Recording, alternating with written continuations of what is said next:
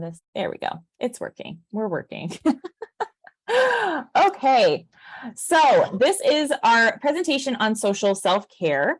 And just as a reminder, we do have a really awesome prize giveaway going on. So we have a wonderful wellness journal from Love Hewitt. I actually have the daily checklist shown in the picture, but Emily was kind enough to donate a wellness workbook for us. So it's really great. It's got some easy to follow prompts, and she is a vet tech that started her business. Y'all might have seen her famous TikTok of some of the stickers that she has created, and we were all in the startup booth together. So Hound, myself, and Emily from Love Hewitt. It was a really great way to just be able to connect with everyone at VMX, which is such a big conference, and start to figure out, how we can come together to promote veterinary well-being.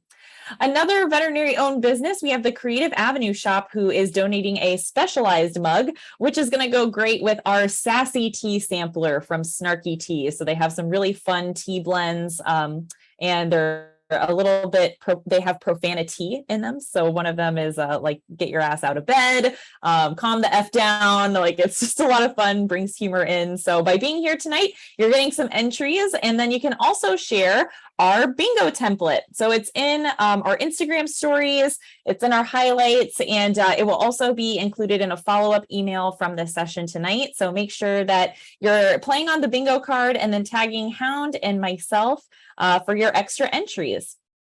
All right, we've got South Charleston, West Virginia. Awesome. Okay, and Maryland. Oh, congratulations. This is great. I love when people share good news. Thank you. Thank you. Okay, well, now that we're done with our housekeeping, do want to move into our special guest speaker with us tonight. So we have Danielle Lambert from the Snout Group here to talk about social well-being for us tonight. So we are just really grateful that she is here sharing her time and expertise and knowledge with us. And I'm going to go ahead and throw it over to you, Danielle, so you can introduce yourself for those who might not have had the chance to meet you yet.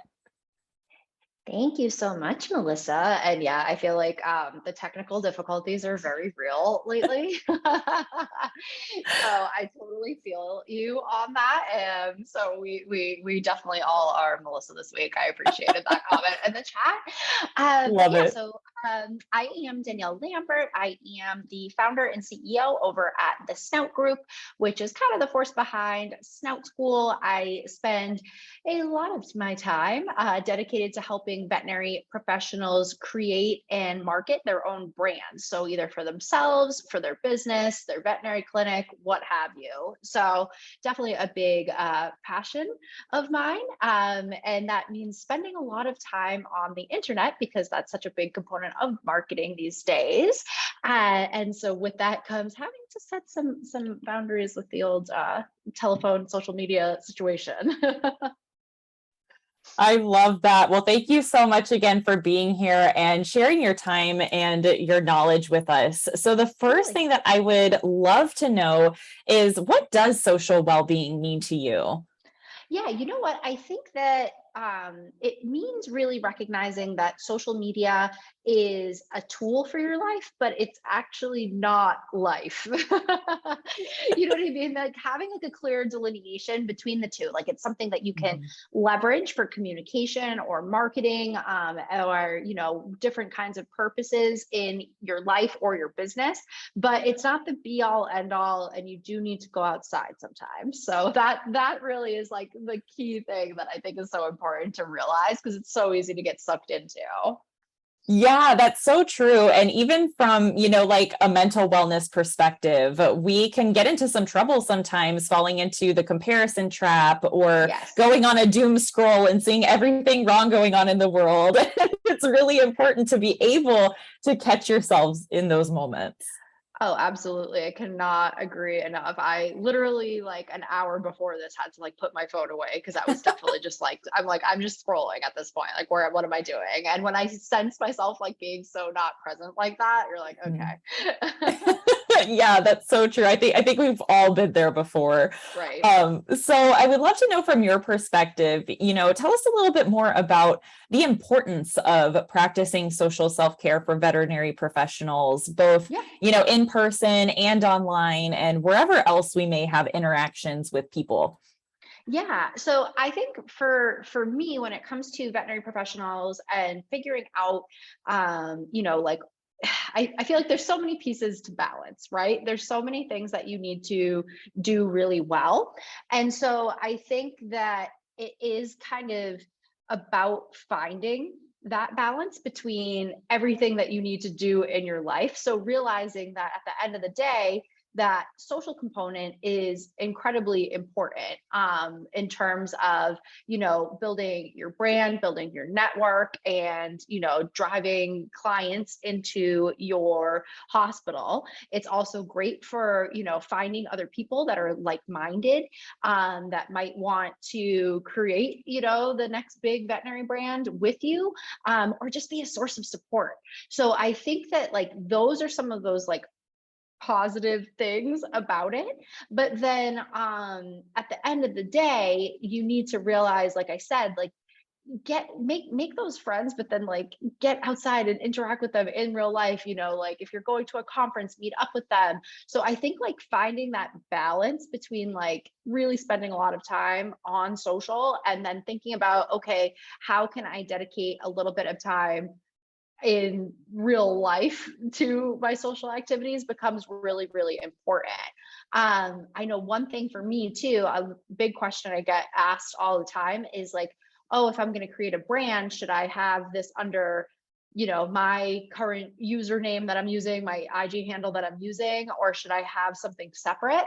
And I really usually try to encourage people to create something separate for themselves, because you can have your like social life in vet med, but it's great to have social life outside of vet med as well. So I don't know. There's a lot to unpack on this topic, honestly.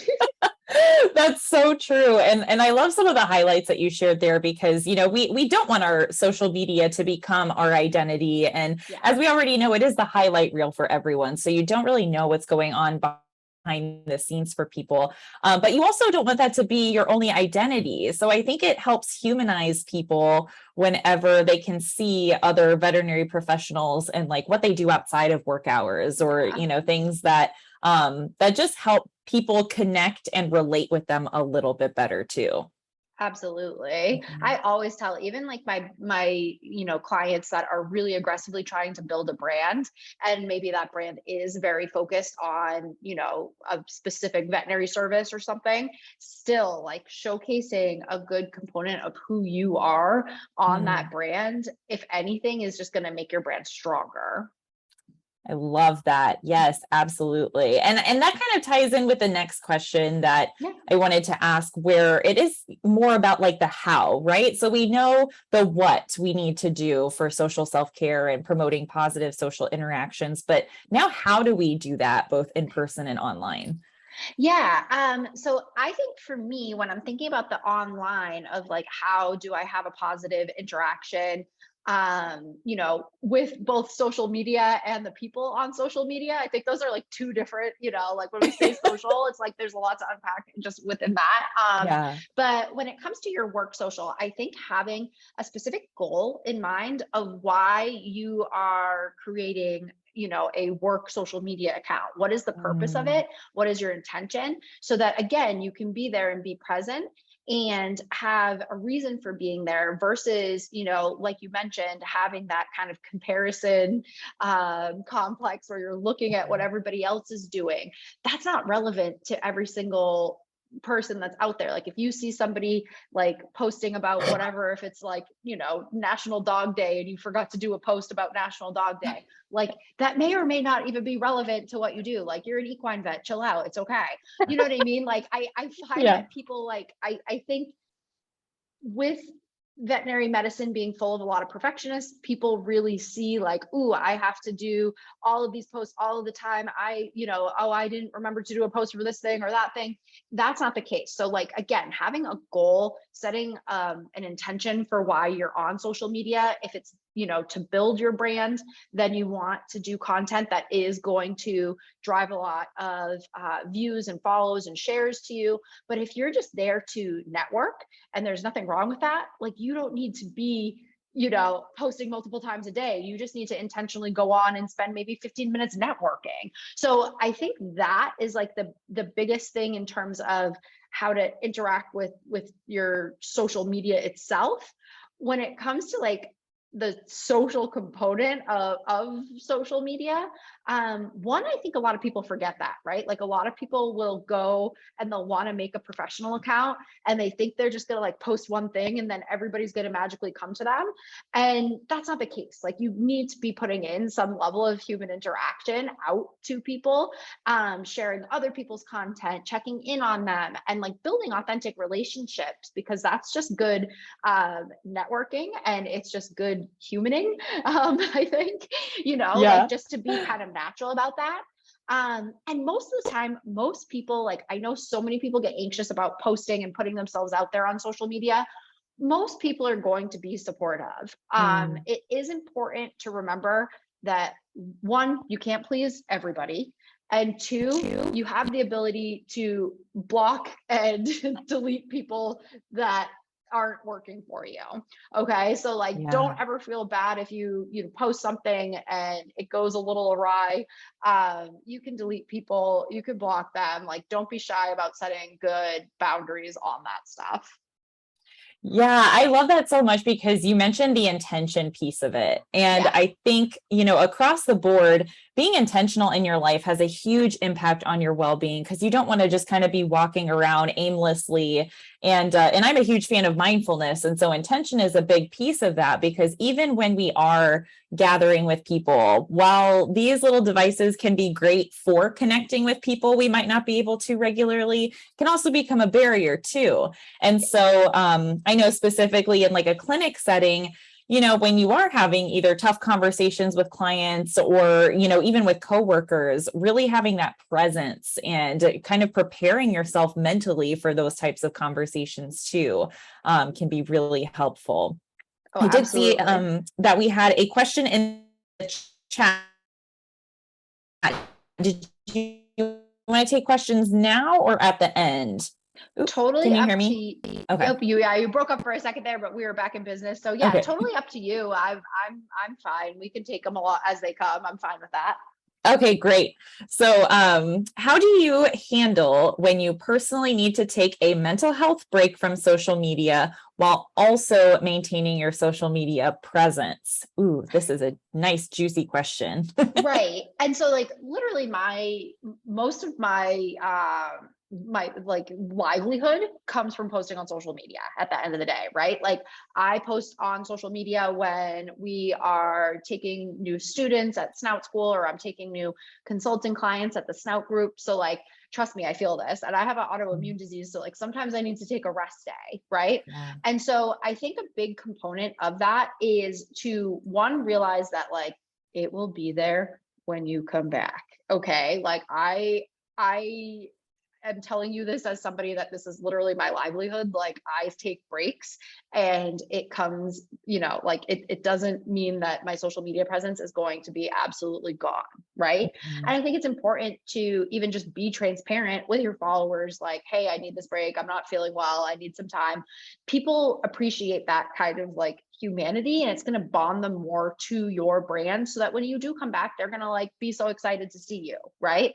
Now, that being said, I know that there are times where like I really it's a little tough for me to take a break, because like I might be in the cusp of like registering people for a program or something like that, right? Mhm. In that case, that's where like post scheduling is your friend. Getting ahead of things, like having just a couple things. Like if you're really trying to build your brand, consistency can be very critical. But I think that at the end of the day, like my biggest take home message is like, even as somebody that this is my livelihood, you can take a break, but use schedulers. I really like Planoly personally. I know that like now you can schedule Instagram stuff within Meta, but I like Planoly as a tool that I really like.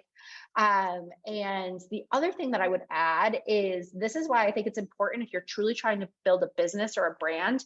In addition, like I say, social media is my livelihood, but actually my email list is my livelihood. Mm-hmm. Building something like an email list that's an asset that you own is really important. So like getting people onto using something like a MailChimp, getting people onto a list so that you can send out an email and be like, hey, I didn't just post for 2 months because I was sick, but I'm back. You know what I mean? Like that, having that source right to them. So have your own data somewhere too that you can track people down when you need to would be my other tip. But please, please, please realize like it's not as life or death as it can feel sometimes.